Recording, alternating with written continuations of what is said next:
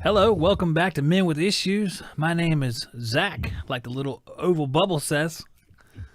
And you must be Justin. That's right. Hey, this name tag thing really works out well. So until YouTube takes a channel down, you'll know me as Zach, him as Justin. And then next time, I'll be like Fred, and you could be Jerry. Couple Southern yokels right there. Hey, man. Chicken spoke. Oh, yeah, I know. What else could you be? Chicken spoke and Burgaw. I'll be Burgaw, man. Let's be truthful. I'm Burgaw. So, That's right. Well, I'm going to go ahead and get, we have 9 people here. We need to thin that out a little bit. So, our buddy Steve, he sent me this message, said his daily reading, a biblical reading, was in Psalms. And like, I'm in the middle of a whole different testament right now. So I'm going to go read Psalms for today. I'll read it. And I'm going to read it now because I think it's pretty good. So it's Psalm 101. It says, I will walk with integrity, a psalm of David. It said, I will sing of steadfast love and justice. Well, let me just say first, I thought Psalms were going to be difficult to understand, but this one was pretty easy, so I was awful thankful of that. Because some of them I look back in there and I was like, I must have like a King James memory or something. It's like, thou shalt, what, who? And it's like, I give up, But this one's easy. So it says, I will sing of steadfast love and justice. To you, O Lord, I will make music. I will ponder the way that is blameless. Oh, when will you come to me? I will walk with integrity of heart within my house. I will not set before my eyes anything that is worthless. I hate the work of those who fall away. It shall not cling to me. A perverse heart shall be far from me. I will know nothing of evil. Whoever slanders his neighbor secretly I will destroy. Whoever has a haughty look, and I say haughty, I sound very Southern. Whoever has a haughty look and an arrogant heart I will not endure. I will look with favor on the faithful in my land, that they may dwell with me. He who walks in the way that is blameless shall minister to me. No one who practices deceit shall dwell in my house.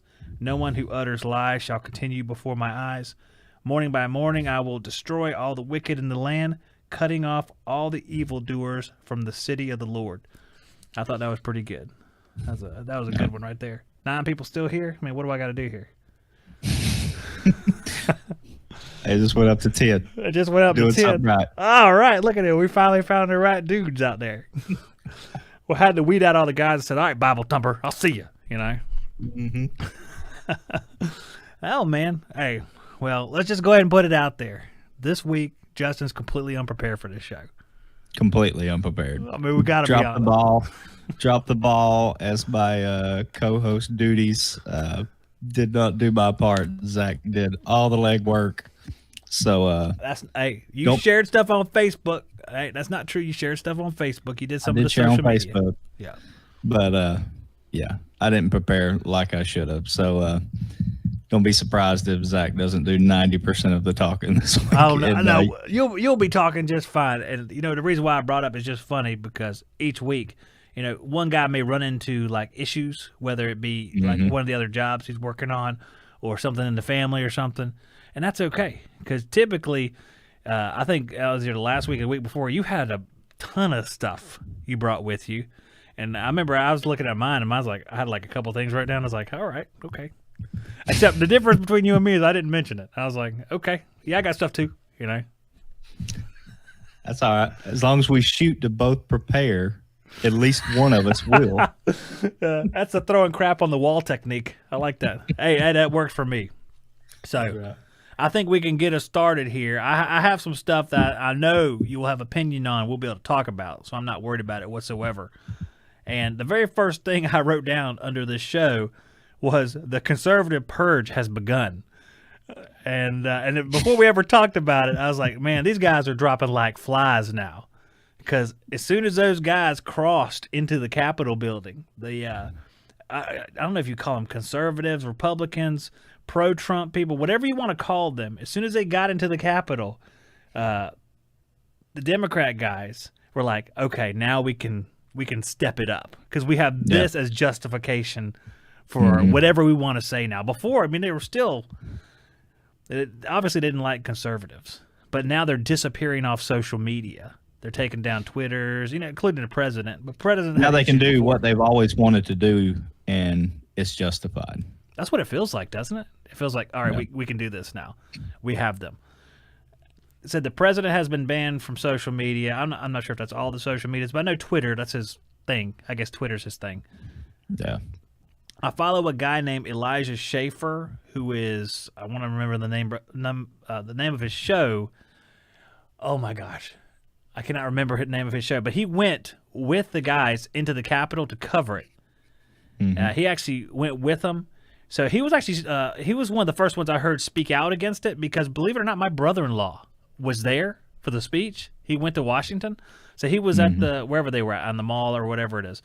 And he was listening to the speech, and he had called my wife and said, I don't know what all these news people are talking about. This is peaceful. There's zero wrong out here.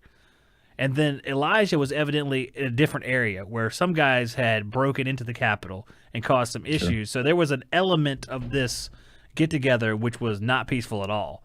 And then there was this large group of people that was just listening to the president. And I don't know what the percentages is, but most of them were peaceful. It's mostly peaceful. Sounds ridiculous to say that. Where have you heard that before? I know. That's as soon as you say it, like it's lost all meaning. Mostly peaceful means you are flipping cars and shooting at people. Is what mostly peaceful means. But a lot of this blogger here was demonetized on YouTube, and I think that was a big part of his income. He's like a investigative reporter. Could you see him on Blaze TV all the time? Right. And I can't remember the other guy, Glenn Beck. You see him on the Glenn Beck show too. Yeah. So then Parler looks like it's going bye-bye too. Yeah. Well, it looks like they've kind of gave him one gave him an ultimatum. One just said, nah, we're done. So I don't know. I guess we'll see. But yeah, it's terrible. I hate that, something like that. It's now portrayed as if it's the entire Republican Party or conservatives, if you will. Everybody takes the fall for it, I guess.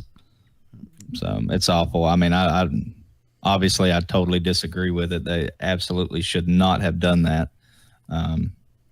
Because now we have this. Now they have what they need to push the agenda that they want. I feel like it was one of the biggest mistakes of I don't know what you would call it, like a Republican Party, because I don't know who passed through the doors. I'm sure most of them were pro-Trump guys, and a smattering of other people.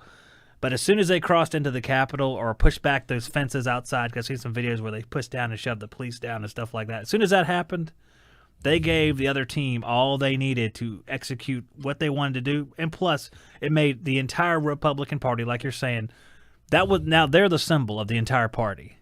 And they destroyed a chance for like guys inside, like depending on what you believe, let's say you are someone who thinks there was fraud in the election. You want to hear these guys talk about it in Congress, right? You want to hear them discuss it. These dudes ruined that because they had to evacuate before that could occur, from what I understand, because you had guys like Ted Cruz and them that were going to talk about some of the fraudulent parts of the election. But they had started talking about it, and then, all went to crap. Yeah. And now we have pictures of guys in Nancy Pelosi's office and stuff like that. And actually, oddly enough, this Elijah Schaefer guy, he did like this long live stream, and he was talking about a website called Mashable, which is I don't know what it is, some kind of social media or something like that. Actually put a picture up of the guy sitting in one of Pelosi's staffers' desks, and they made it seem like that was Elijah Schaefer with the American flag and like damaging property. And he was removed from a lot of his social media, but it wasn't him. It wasn't even him. In fact, it was a woman that was sitting at the desk. So I feel like that's what we're going to get into now. And we're going to have guy after guy. We're going to have the censorship on these large social media sites. And social media, I hate it. It's like the devil. And we're here on YouTube. I know we're on YouTube, but it's just... Well, now that they have associated that act on the Republican Party, well, now they have... grounds to basically censor anything Republican or conservative. And so your right to free speech is gone based on the act of a few people. and I hate, because you hear it all the time, and I don't want to take away from, I guess I don't want to be one of those guys that said, where somebody says something, you say, well, what about this? Well, what about this? But in this case, it's kind of like we've had the same type. We've had worse protests going on this past year, where we're damaging people's businesses and flipping over cop cars, setting stuff on fire, all in the name of a movement or a protest. And so, and the media has portrayed it as it's a mostly peaceful protest. And you even have, the soon-to-be vice president condoning it out there on the news, saying, yeah, everybody should, you should be standing up, you should be protesting, you should be doing this, you should be doing that. Nobody held her directly responsible for the, small majority, as they say, that, or a small amount of people, I should say, that, was doing the damage to businesses and stuff. Why isn't anybody holding them accountable for the actions of a few? And that's one of the things I thought about comparing, because, and I want to say this, what happened at the Capitol, I think, is just as horrible as what happened in those riots. Neither one's better or worse to me. They are the same category. They are bad. But we have people being arrested. They're tracking them down based on social media. Have you seen this, where they'll see them on the social media post, and then they'll find the guy and they'll arrest him for getting into the Capitol? Mm-hmm. They arrest him for having stolen property. I don't know if they're like pedestals or podiums and stuff. They'll walk out stealing those things and arrest them. Where when it comes to the American public, I mean, the people outside the Capitol that are suffering in these riots, these people have their businesses destroyed. They have their stuff burned down. They have their homes looted. There is no full court press like there is now with all the, if you see them on social media, we're going to track them down. They stole the podium. We're going to put them in jail for a year or whatever they're going to do. But in these other riots, I mean, these guys, these whole lives were destroyed and they're just forgotten. So it tells me that these congresswomen and congressmen, they think about themselves. They're not thinking about the people they serve. That's the message to me. They don't care about the people they serve. They care about, themselves, what's going to happen to them. Right. But speaking of that, I don't know. Let me make just another point, though. I kind of disagree with you on one point. What? As far as them being equally bad. Okay. They are both bad. This is what I'll say. They are both bad. I do not condone either one. I do think one has been worse than the other. Now, you're saying that the Black Lives Matter rioting is worse than the Capitol. Okay, tell me why it's worse then. Look at the amount of damage. So look at the amount of people hospitalized and hurt during that. Yeah, the volume. Absolutely the volume. You have millions of dollars in damage. You have thousands of people that were injured and put in the hospital. I don't know the exact number, but I'm pretty sure there was tons of people that's died in it. I agree with you. I think that argument, I don't have any answer for that, because you're right. Just the volume of stuff that happened, the BLM protests and riots were definitely worse in that area. That's right. Yeah. But why is that just labeled as majority peaceful protest? But this is so severe that you can totally target an entire party and hold everybody accountable for it, kick people off of social media, censor the crap out of people over the actions of a few people. Well, agenda-driven. If the agenda, and this is the thing, if you believe in something, you're going to look the other way a lot easier than if you don't believe in something, right? So it's the Black Lives Matter guys, and if they're out there and they may not be the ones causing the rioting, if they're part of this huge riot and it said this is happening because of Black Lives Matter, let's say, because maybe it's not, maybe it is, depending on where it's at. Could be just somebody being pissed off and breaking a window. But if you believe in what Black Lives Matter stands for, which I do not, but if you believe what they stand for, you're going to be more likely to see it in a positive light. Like, these guys are revolutionaries for change. They're fighting for change, and there is some collateral damage. Whereas if you have that point of view And then you look to the other side. You see conservative guys, Republican guys, again, whoever it is, running in there. Pro-Trump people running into the Capitol. You see it, and you start describing it with different words like insurrection, which gives it this like political, like they call it a coup. Like they're going to take over the Capitol, and then there's going to be another government. Well, he's already the president. Like, it's not like he's going to take over the Capitol, which he doesn't even live in anyway, and then set up another government. No one's going to stop him. I mean, that's ridiculous. Yeah. But and another thing that bothers me about the way it's being portrayed on in the media is it's all about Trump told them to do it. All these Trumpsters, that they're doing what Donald Trump told them to do, instead of looking at it as what are they so upset about? Well, about election integrity, right?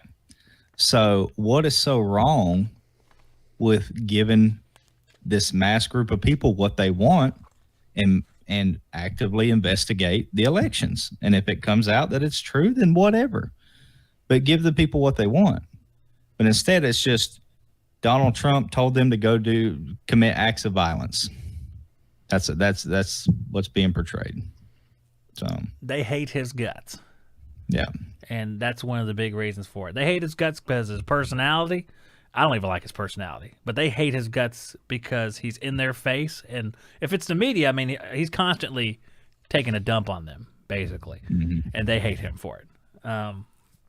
Just to hit the points of the speech, I watched 95% of the speech. It came all the way up to when this show started. I had to stop for like the last 5 minutes, unless there was a bombshell in the last 5 minutes where he said, all right, let's go take the Capitol, which I doubt. I think I heard everything interesting that came out of this speech. Here's what I took from it, and I kind of run these by you. Because I tried to watch the speech. I said, I'm going to watch the speech as unbiased and just like not with any Republican thoughts in my head. You know, you sit there, you try to say, all right, what is the other side thinking? That's what I'm trying to do. How are they taking what he's saying? Right. How are they taking what he's saying? Okay, here's what I wrote down that he was saying that kind of jumped out at me. He was putting a lot of emphasis on Mike Pence reversing this or holding this back or sending it back to the States. He hit that over and over again. A lot of Mike Pence. And to the point, not a problem to say that about Mike Pence because that's something that he wants, but he was leaning on him so hard. It was, I'm trying to remember what exactly he said. If, you know, it's almost like watching a mob movie. It says, if Mike Pence doesn't do the right things, well, that's not going to be good. You know, it's funny. He kept hitting it over and over again. So I'm going to go through a few of these things, and then you can get your reaction to it. Okay, he did as usual with the press. The press, here they are up front. I don't know why they get the good seats. It was he stayed on them for a while. He said they used the pandemic, talking about Democrats, to defraud the American people. He said Biden will destroy the country. He was comparing weak Republicans with strong Republicans. You know, weak were obviously the ones that wouldn't stand up against a fraud. Strong Republicans were the ones that were seeing it like he sees it. Let's see. He was talking about Romney. He hates Romney. I think he hates Romney a lot. Yeah. U.S. Agreed. versus China. And something that took me off guard, and pardon my French, because I'm just going to quote what he said. He said, when describing election night and election fraud, there was explosions, and this is what he said, explosions of bullshit everywhere. That's what he said, and the whole crowd went wild, which kind of made me sad. But let's see. I'm going to try to go through all these, man. We can just get back to it because I wrote down a ton of stuff, and I'll probably forget it. He told the crowd that they were going to walk down to the Capitol to peaceably protest. That was his words, peaceably protest. There was no point which he gave instructions directly to go into the Capitol. Right. They had to take back the country. Talked a little bit about Hillary Clinton's kind of inconsequential about the first election. Yep. Okay, this is the one part right here that concerned me the most with what he said. Thinking about the other side, even thinking about a Republican side. Okay, he was talking about the media, and he was talking about what they have done to kind of smear his name. Right. And he says, well, I don't know if he says he can't blame them too much, because he said if he was the media, he would do it the same way. That concerned me, because that spoke to what he would do personally, like his personal character. So of all the things that I saw were problematic when trying to see it both ways, that was number one to me, because it said that I'll do whatever, basically if the media's lying to us, then what he's saying is if he was in the same position, he would do the same thing, which I thought was bad. There's some stuff about Hunter Biden. I don't know where Hunter Biden is anymore. He disappeared off the face of the earth. Yep. And I'm pretty sure whatever they said was probably true, because he disappeared off the face of the earth. He's hanging out in China. He's hanging out in China. He probably is hanging out in China or the Ukraine. And the last thing was, that was Raphael Warnock. Just something I saw on him which surprised me about him being pro-choice, but he's a pastor, so I thought that was odd. Yeah. And there was a video that said it explained his position, but when I listened to the video, and it didn't explain anything to me. It was just kind of a roundabout going around the answer. So of all that stuff I read, what's your reaction to it? Do you even remember the first stuff I said, because it was a lot? Honestly, no, but I get the gist. I can repeat it all. I think there were some good points in there. I think there's some bad points in there that can be taken the wrong way. Like you said, if you're unbiased, just listening to what the man says. I mean, I agree with what you said. I some of it, I don't like it, especially what you said. If he was in the same position, he'd do the same thing, because we're over here preaching to let our voice be heard on the right side of things.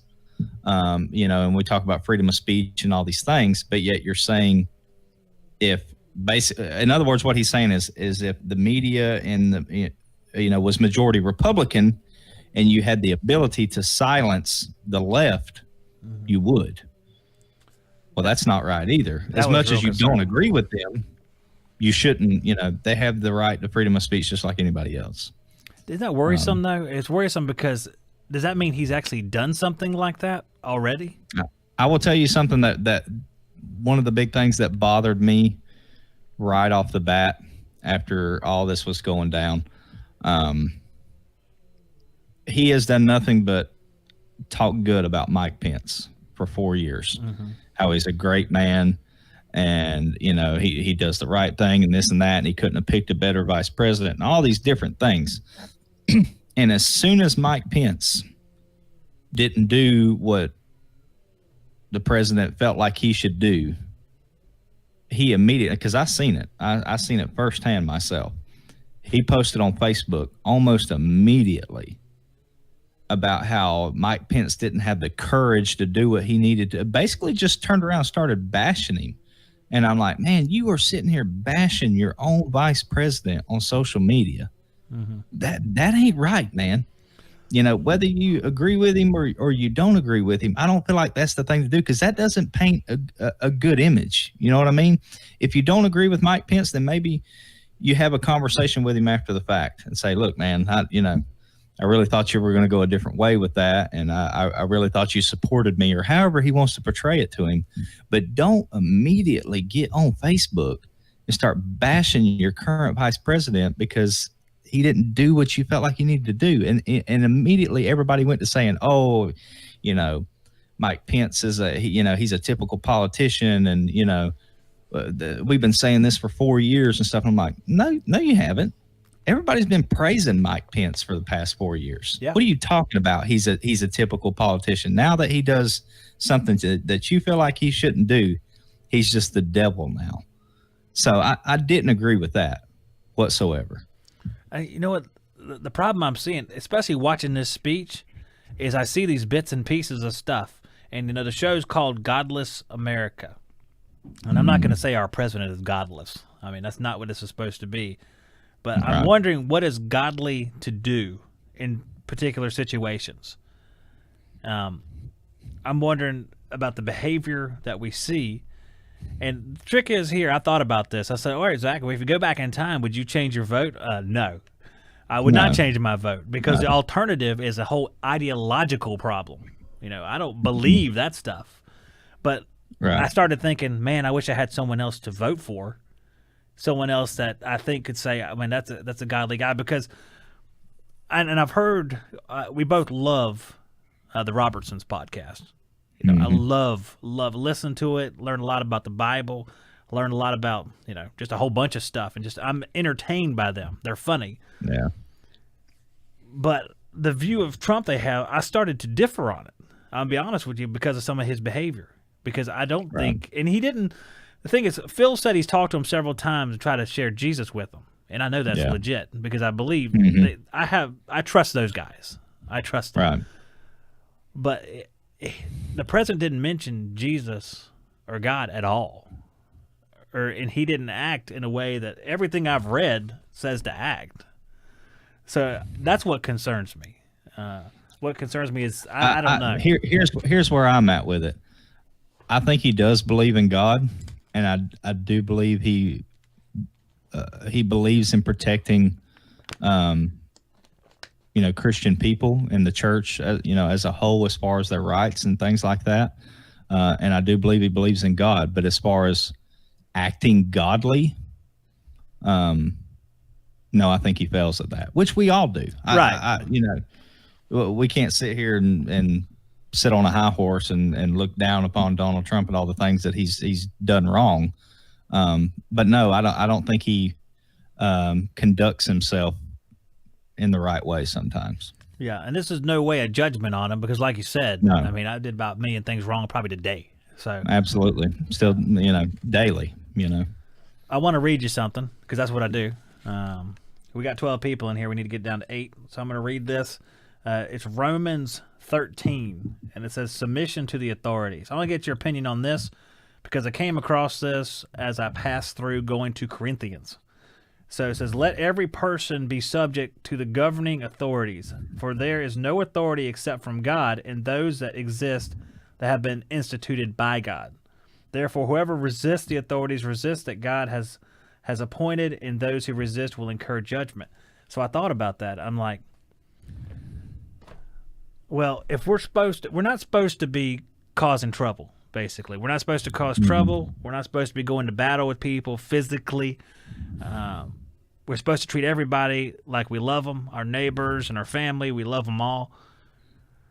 So according to that piece right there, I mean, we should submit to the government in that way, not cause trouble, and have faith that God will sort it out. A lot of the stuff that I'm realizing is we're supposed to get out of the way and not do this stuff and let God handle it. Right. But I don't see anybody doing that. I mean, even people in the church I don't see doing that. So that's what I'm kind of wondering about. I mean, what do you think of that? It's tough. It's really tough. I think an aspect of it is, yes, you are supposed to just have faith that God is in control of it, regardless of whether you agree with what's going on or not. Have peace in knowing that God is ultimately in control of it. And I think that you should have respect for, the authority as far as, government, law enforcement, however you want to look at it. I do have a problem when they start coming after the church, coming after Christian people. Me too. I do have a problem with that. And, as far as that passage you just read, he doesn't really say anything about, as far as, well, what if that government is anti-God? Is it okay to step up and rebel against them at that point? I'm going to keep on reading for a second. A lot of this, I think, it's almost like, we watched the movie War Room, which you'd seen. You said you liked that movie. Good movie, yeah. About marriage, and this woman was having trouble in her marriage, and she kept going to battle with her husband. But she finally made ground whenever she just did the right thing. She said her prayer. She built that prayer closet. Those prayer closets, they're impressive. There's a lot of stuff on the wall in that closet. And then God did the work for her. And her husband, he wasn't acting godly at the time. He was about to cheat on her. He was abusive toward her verbally. So, I mean, is that no different than having a ruler who's doing that? I feel like you should stand up for God in a lawful way, but not condoning, I would never condone violence, obviously. But I think there's a lawful way to stand up for God and what you believe in, without it getting crazy and out of control. And I think, a part of it is be the light for other people, right? Be the example for other people. You don't have to act crazy and be violent and do all this crazy stuff. How do I want to put this? Go about your day to day in a godly way, and just be the example for other people to see how you present yourself. Absolutely. I have something to go right along with that here, because the next it's still chapter 13 of Romans. It kind of goes through some of the law there, some of the old law from the commandments. You shall not commit adultery, you shall not murder, you shall not steal, you shall not covet. And any other commandment are summed up in this word: you shall love your neighbor as yourself. Our Robertson friend likes that too. You shall love your neighbor as yourself. Love does no wrong to a neighbor, therefore love is fulfilling the law, which I thought was really good, because no matter which part of the law you're looking at, whether it's murder or anything else like that, if you show love to everybody, you naturally won't violate that law. Mm-hmm. So, but, good luck with that in the world. But I don't think that's an excuse to not try, That's tough. Yeah. It's tough, because everybody's got them people that rubs them wrong, and does things, and their political views, like, well, I do like Biden. He's a lot better than Trump. And you're like, no, man. Well, I think it's a very difficult thing to be able to say that you love someone, but you also don't agree with them, whether it be political views, whatever it may be. It's very hard to do both.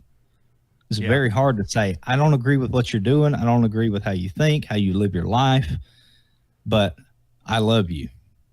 And that's a very hard to balance. Hey, and they might not have read Romans 13, so they may not got the memo that they're supposed to love you back.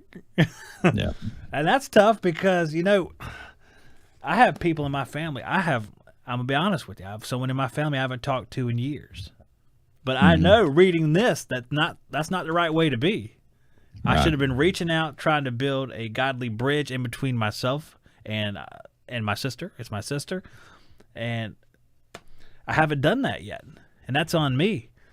So, and I don't know. It's very difficult for me to do that, because just the relationship has been tumultuous. There's no trust between myself and her at this point. And I'm trying to think about it, saying I need to just do the right thing and let God sort it out.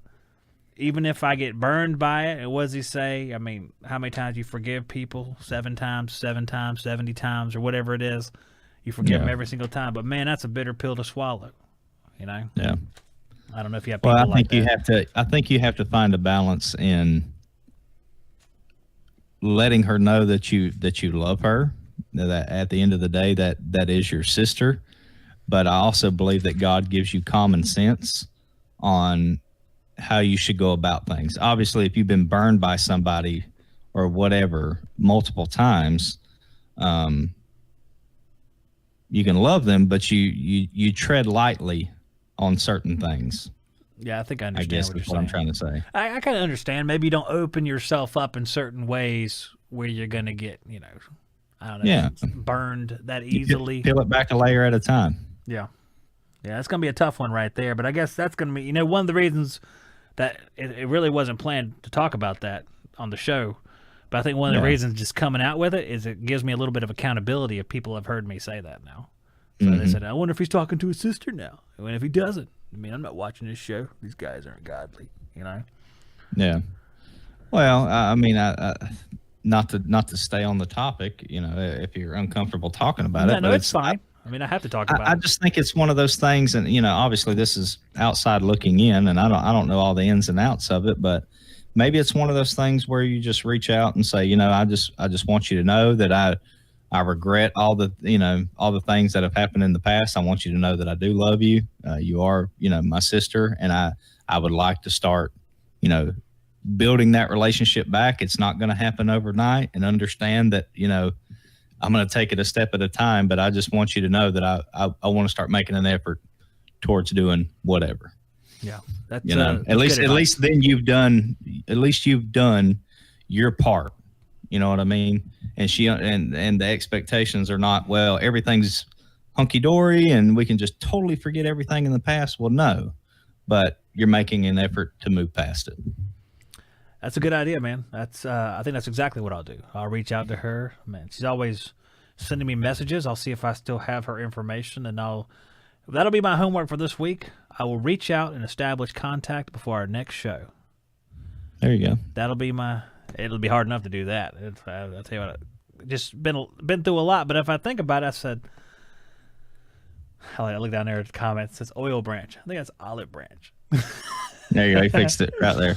He was on it. Did he? Okay. I looked down and said, oil branch. No, I just wanted distraction so I could stop thinking of myself at fault in the situation, which I am. No matter what she's done, it's still incumbent upon me to try to set an example, because I am supposed to be setting the godly example for my family, because I am the head of the house in that respect. The patriarchy is good if done properly, I think. Right. So there we go. Psalms 101. He doesn't know that I already read that. Because of you, Steve, I read that already. I can read it again, but it's at the very beginning of the show, so you can check that out. But you made an impression on me when you said that to me, so I read it. Tony C., I mean, that's, I guess, in a lot less words, what I was saying. Yeah, just extend the olive branch, Yeah. And maybe it's something, I mean, you ain't got to take my advice. Pray about it, Mm-hmm. But. Well, that's an interesting subject right there. I know talking about government kind of, and that's okay, Steve. You're coming in late. It's all right. I just thought I'd tell you in case you wanted to rewatch the very beginning of it, because I did read it. Thinking about praying, because we talk about government for a while, and now my stomach gets upset if I talk about for government too long. So what I've been trying to do, since I've been reading the Bible, I've been trying to also be healthier. Just in general, it's I don't know if it correlates together, but I've been doing it at the same time. I've been trying to be active. I got the not an iWatch here, and I've been trying to take walks with the and mine also tells me to get up and move. So I know you said yours did that. Now it's like, hey man, got 200 more steps. That's her bite off. Well, I'm trying to take mine to heart, but it can be annoying because I'm like, I got to get my 250. So I'll be sitting in the chair. That thing, when I first had it, it was turned on. I'll be sitting in the chair watching TV, and that thing said, "Okay, time to stand up" or whatever. Like, shut up about it. And I just hit dismiss on it or whatever. I'm like, I'm gonna turn that stupid crap off. That's exactly right. It's actually not. You don't need to tell me. I will stand up when I get ready. I don't need you to tell me to stand up. That'd be funny. Yeah. Anyhow, you're trying to be more healthy. Sorry. No, that's funny. It's just funny. I'm trying to be more healthy. He's trying to stay in his chair. No, I'm just kidding. I know you're not. But at some points, it's not time to get up and move. It's just not. Yeah. But I've been trying to. What I've been doing is I've been trying to take walks because I like going outside. I like working outside. It's a great time of year because it's nice and cool. So I try to take walks. And the first walk I took was about a mile. And then today I worked up to 4 miles. And in part of the walk, I tried to jog. And oh my gosh. It's rough, huh? I've been doing it, the little jogging spurts for about 4 or 5 days. I won't jog the whole way. I'm not jogging 4 miles. I'll die. I walk a little ways and I'll jog for about a minute and then I'll walk a little ways. And I tell you what, it is rough, but I feel better about it. And I feel like, I don't know if they're connected, but I feel like I'm taking care of what I was given. That's what I feel like. So that feels good. Mm-hmm. And it's one of those things, it's not a New Year's resolution. I think it's actually going to stick. Because of that, I think that makes it more valuable. It's not just, hey, man, I'll be 10 pounds lighter. It's, hey, I'm taking care of what I was given from the Lord. So I'm not just sitting around eating like barbecue potato chips and gaining weight, which is what I was doing. I was up to 280 pounds, and now I'm 249 pounds. So I come down. Yeah. And that's something I think I should probably get pretty serious about. I'm not getting any younger, and I'm probably the heaviest I've ever been. I'm right at 200 pounds, which is, you never see me when I was younger, but I was always the 150, 160 pounds soaking wet guy and as skinny as a rail, wore 30 pants for years. Man. And then, wore those in middle school. I mean, late 20s, early 30s, it just started catching up to me, man. Yeah. Yeah. Started gaining weight, not as active, not as fit as I used to be. And I need to quit smoking, which I'll be the first to admit that I need to quit smoking, but it's one of those things where you got to be to the point that you want to quit, and I'm just honestly not to that point yet. I don't know. I don't know if I ever told you, but I did smoke back in the day. I quit smoking right after the twins were born, so it's been 12 or 13 years. But I started smoking when I was in high school, and that was probably like a 10-year period where I was smoking significantly. Does this person in the chat know you? Because they seem pretty excited about you quitting smoking. Yeah, that's my mother. That's your mom? Yeah. Right. Yeah. Well, I'm glad this is a godly show. That's right. We are going to look good tonight. I always forgot. Oh, that's cool that your mom watched. Now I don't remember what I was talking about. Oh, yeah, I smoked for a long time, and that was probably one of the hardest things I've ever had to do, quit smoking. And it took about 12 tries, to be honest with you. I mean, really, like 12 different times sitting down, and it finally stuck. I don't know why.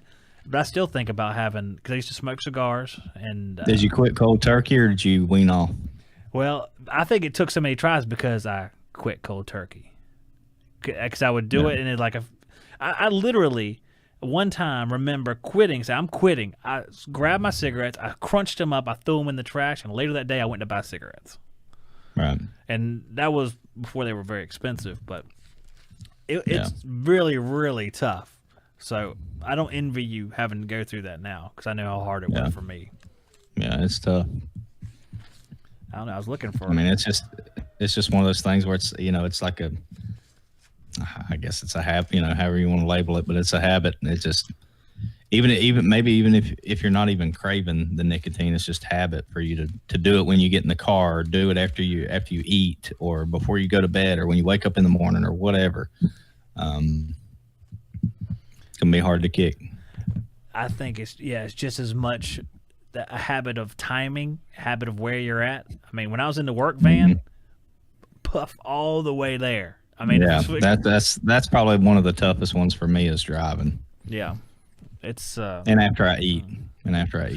Yeah, there's something. I always said there was something good about a cigarette after you ate. It's because you smoke and you enjoy smoking, but it also has a little bit of the aroma of the food or something that's intertwined into it. It's like the best cigarette there is. And people used to say, no, the first one of the day is the best. Like, nuh-uh, it's the one after dinner. No. That's the best. Yep. Agreed. Steve's like, I've got one in my hand right now. Oh, man, Steve and you ought to make a pact. You can have like a buddy to spot you. It's like, hey, you smoke today? You'd be like, no. I don't envy you though. I mean, that really is tough. So that's probably. But yeah, it's definitely something to think about as you get older, to start trying to be more healthy and stuff. I mean, like I told you, my old service manager from Tennessee had a heart attack and died this past week. He was 52 years old. I didn't know it was that young. Yeah, he was. Which he wasn't a service manager anymore. He had went to a different company. Long story, but he was another company. He was just a regular tech again, commercial and industrial company. And he was on a rooftop changing filters on a package unit. Chest started hurting. Got down off the roof, went to his van in the parking lot, called for an ambulance, and he was dead before the ambulance ever got there in the parking lot. What was his physical condition? He was actually he was kind of like what we're talking about. Like, he was a smoker back in the day and had been quit for a few years, was trying to be healthy, drinking, water and different types of juices and stuff like that, more healthy stuff, trying to eat healthier. And he was an active guy. He was very active. That's a shame. That's awful. So it was all of a sudden. And the probably one of the worst parts of it, just need to pray for his family, but his wife was a surviving cancer patient. She had breast cancer and beat it. And from what I understand here recently, within like the past few months, the cancer come back. So, and he was the primary income. So he has a heart attack and dies. He's the primary income, and she's got cancer again. So it's just that family needs a lot of prayers. Absolutely. Well, one of the things my wife told me that she wanted to do for New Year's, because it is the spirit of the new year, I guess, to make these pledges, was when someone requires a prayer or they're in a bad way, just to take that moment, or I'll wait till the show's over, but take that moment and make the prayer then, because I think one of the things I was trying to get to before, I forgot all about it. When I do the walks, that's when I pray. And I'll pray, and people who I don't see and sit in their windows or on their porches probably think I'm nuts, because I say them out loud, because I read that you need to proclaim it out loud. So out loud. So I'm walking through what is not too different from Chicken Spoke, Georgia. Just walking down the street. There's people. There's modular houses. There'll be a trailer park. And then people sitting outside. Like, and Lord, watch over my family, please, and help Melissa with her whatever. And I'd like to see the people's faces. You're going to become known as the neighborhood crazy guy that walks by every day, and no one will talk to me. And before I'd be like, "That's fine, that's okay." I'm not a real neighborly person, but I'm trying to change that too. I'm trying to be a little bit different there, because how are you going to spread the word if you don't talk to people? You know what I'm saying? Right. It could be real tough. You're going to sign it to them from a distance or whatever. Yeah. Jesus. Well, I don't think that's crazy and out of the ordinary. I mean, that's however you feel you need to pray. I think as long as you're sincere about what you're doing and what you're saying, he don't care. Yeah. That's how crazy can it really be if you think about it? We believe that a guy that is a God, we'll say a God, sent down his son, or a part of him, turned it into a man. That man was crucified, he died, and that he rose from the dead. So me walking around talking in the neighborhood probably ain't that bad. Neighborhood's a term I use loosely. For me, that's easier to believe than the alternative. So yeah, I don't find it all that crazy. A lot of people say, "Oh, that's crazy. How could you believe something like that?" It's pretty easy when you look at the alternative. You know what? I'm walking along out there, and I look around. I see the blue sky. I see the sun setting, because a lot of time it's between like 4 and 5 o'clock. So the sun will be going down. I'll see the orange colors in the sky. I'll see the people having fun. They're talking to their families. I said, that's totally believable that this was created by somebody. And they would have you believe that all come from an accident, from nothing. I see. I don't think that's possible. It's not possible. I don't believe. There's no way. Yeah, I don't believe it whatsoever. Yeah. It takes more faith to believe that all come from nothing than it does to believe in God. Absolutely. I think we talked about that before. I believe that's true. It just doesn't. To me, it just doesn't make sense. What makes sense to me is somebody created this, because this is too complicated. And we talked about this before with the DNA strands. I think Joe and us, we probably talked about it on that podcast there. It just how are you gonna make that by accident? How's that gonna occur? How are you gonna have someone with a consciousness? I mean, it's not like we're rocks. We're people that have a consciousness and a morality. How was that created from nothing? Yeah, it's not.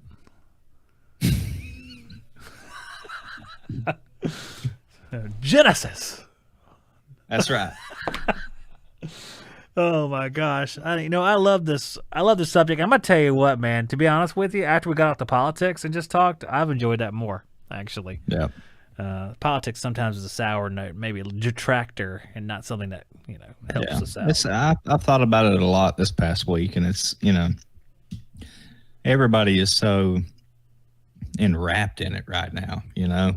Everybody's all watching the news and talking about it on social media and sharing this on social media and that. Man, if everybody would just get off of Facebook and focus on God and their family and loving their neighbor, think about how much better off we would be. Yeah. If we just focus on those three things. We would be so much better off. Because if you actually lived to the letter of the word, you wouldn't have any of these issues. Really. Yeah. I mean, even if we're all falling down while we're trying to do it, I think we're going to be just a million times better off. Mm-hmm. But, and the funny thing about it is like everybody gets so frustrated with, Facebook. Like it's all, mostly all over the conservative stuff, Facebook censoring what people say and this and that. It is as much as I don't agree with them censoring anybody, at the end of the day, it is a company that they can do what they want to with it.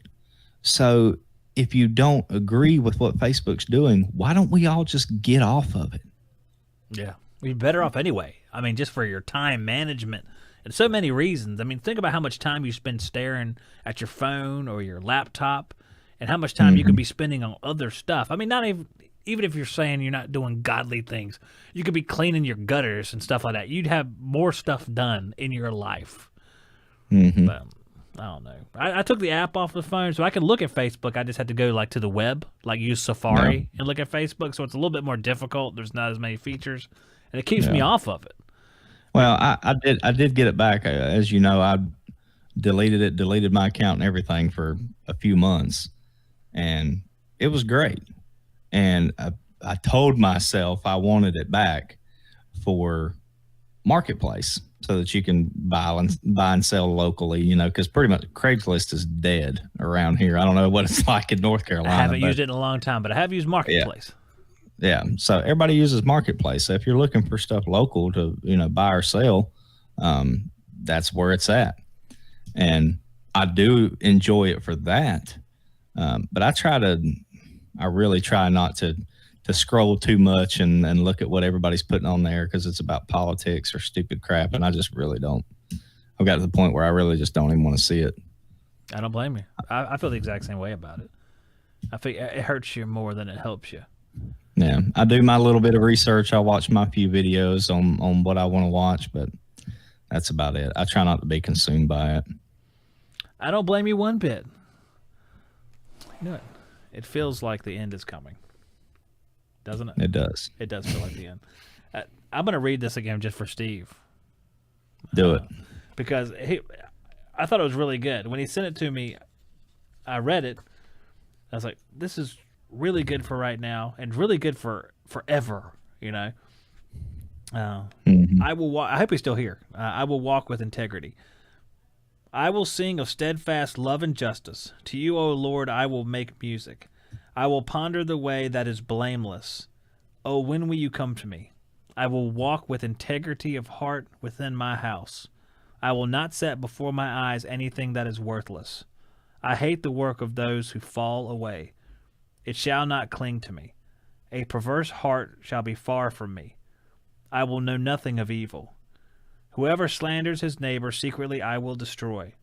Whoever has a howdy look, and I can't say that word without being extra southern, and an arrogant heart I will not endure. I will look with favor on the faithful in the land, that they may dwell with me. He who walks in the way that is blameless shall minister to me. No one who practices deceit shall dwell in my house. No one who utters lies shall continue before my eyes. Morning by morning I will destroy all the wicked in the land, cutting off all the evildoers from the city of the Lord. I thought that was really good, Steve. Yeah. And like you say, man, that's all I got to say about that. That's right. I think moral of the story is you need to focus on God and what you need to be doing to get to the kingdom of heaven and quit worrying about what everybody else is doing. I think that's true. And I want to tell you, because I know we discussed this before. Hey, there's Steve. All right, good. We were talking about how many people watch our broadcast. You know, we have like 12 people who watch the broadcast, 10 or 12 people. It's not a whole lot of people. We'd like it to be more people. We like it. I think it would be cool because it's always cool whenever a bunch of people are watching. You feel like you're doing something right, even though that's not your justification for doing it, and you enjoy it. So, guys, if you want to share this, that'd be great. But I'm gonna tell you something, man. I'm just gonna tell you, this man to man, this is good for me. Just doing it, no matter how many people watch it. It helps me stick to what I'm supposed to stick to. So that's my motivation. Yeah. I enjoy it, whether there's 500 people watching or 2 people watching. So I missed the episode where there's 500. Right. Oh, you're adding them all up. You're adding all the shows up. Yeah, I'm adding all of them up since the beginning. We've had a total of 500. Yeah, that's about right. No, I agree with you. That makes it better because that means every week it'll be here, and I just feel like I'm fulfilled. I feel like, we don't get to go to church a whole lot. We still have COVID stuff here with churches and things like that. People don't want to go to church, but I feel like in a way I get to at least do this with you and then the people in the chat, so it's kind of nice. Yeah. And we knew going into this, it was, at least in the beginning anyway, it's going to be very limited, but just just for God in general. You know, a lot of people don't want to hear that now. And you know what? At the end of the day, they have that right. But it's not going to stop us from talking about it. And if we help one person just to think about their life and what they need to do differently, then it's all worth it. That's usually where someone says amen, I think. So, amen to that. All I can hear is that a woman now. I'm just going to ignore that. I'm not going to talk about it. This is crazy. It's crazy. It's not what it means. Crazy. That's not what it means, man. Amen and a woman. Amen and a woman. All right. Well, oh my gosh.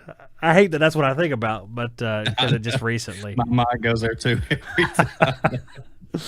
Well, I mean, who's gonna do the goodbyes this week? Are you gonna do them?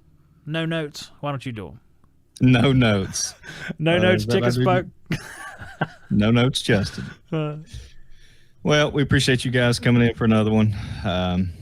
Like Zach said, if you enjoyed it, share it with somebody. Give us a like. If you don't care, if you enjoy what we're doing, subscribe to the channel every Sunday night, 8 o'clock Eastern time.